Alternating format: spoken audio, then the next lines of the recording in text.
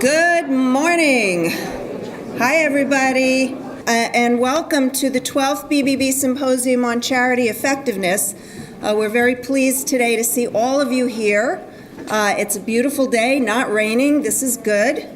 And we're about to get started. I am Claire Rosenzweig, President and CEO of the Better Business Bureau of Metropolitan New York, as well as our Education and Research Foundation. BBB simply helps people find businesses and charities that they can trust.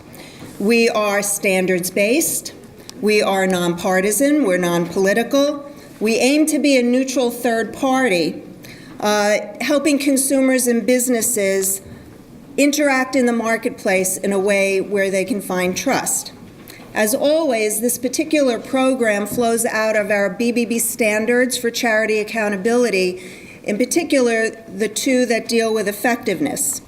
And we present it to you with the goal of hopefully finding things that you can use when you go back to your jobs with your nonprofits or other businesses.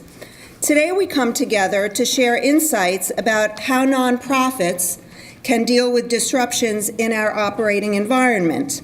At a time when our world continues to change at lightning speed, uncertainty is the reality, and not everything is clear. But here is what is clear. We can be proactive. We do have a collective voice. We can shape the narrative.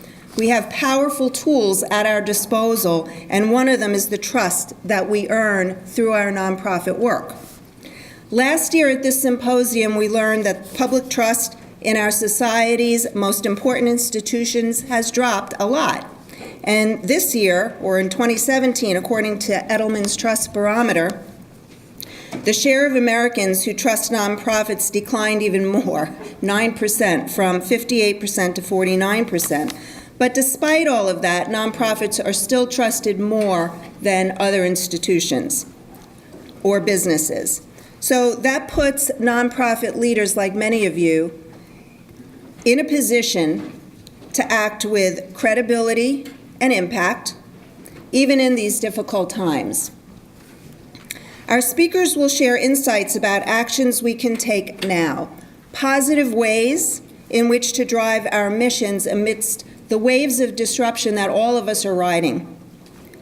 Everything from reevaluating our leadership assumptions and strategies to learning how the new generations of donors and grant makers make choices based on their values. And our keynoter will share her views about how nonprofits can foster disruptors and help to make changes for the better in our community. As many of you know, I can't start these events without saying thank you. Thank you to all the people who helped plan and implement this event, because it doesn't just happen. So first, I would like to thank our patron sponsor, American Express. Richard Brown is here today. Thank you. Also to major sponsor, the New York Community Trust, and benefactor sponsor, JMT Consulting. Without them, as you know, this day would be very difficult, if not impossible, to pull off. So thank you. At this time, I would like to ask David Birdsell, Dean of Baruch's Marx School of Public and International Affairs, to come up and help me welcome all of you. David.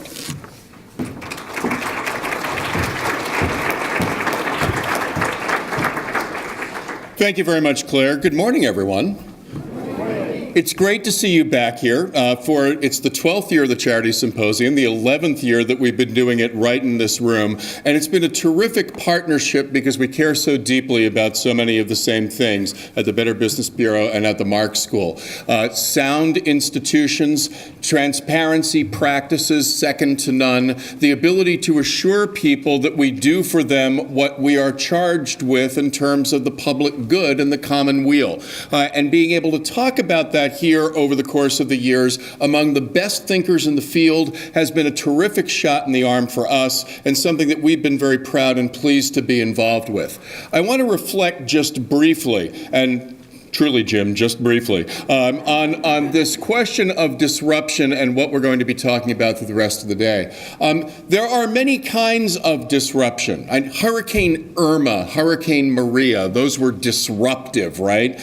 In terrible ways that just rip things up with no regard for the people or the institutions or the things in the path of the storm. There are other much more deliberate disruptions, and we think about Uber, we think about Airbnb, we think about broadly, and although there are disruptions that are not neatly disintermediating disruptions, in many cases ways of doing business that avoid the kinds of constraints and frictions that institutions place in the way of doing some set of things. Getting a ride from point A to point B, renting a place for a stay over a weekend, et cetera, et cetera.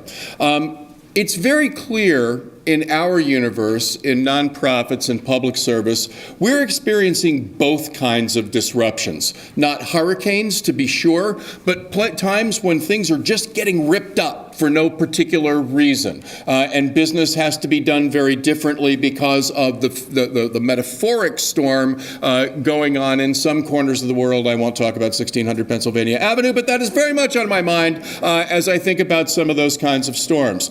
And others of these disruptions, whether it's the way that funding flows or the way that we think about service delivery, is trying to reduce the institutional drag, the dead weight sometimes of the need to pay pensions and train people and have HR offices and put all of this very costly apparatus between the things that we exist to do and the doing of those things.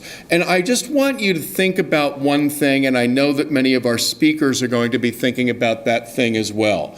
While it is always ipso facto a good thing to figure out how to do what we do more efficiently so that more of our budgets and more of our thinking and more of our time can go to serving people in the ways that we were constituted to serve, there are some kinds of friction that are good.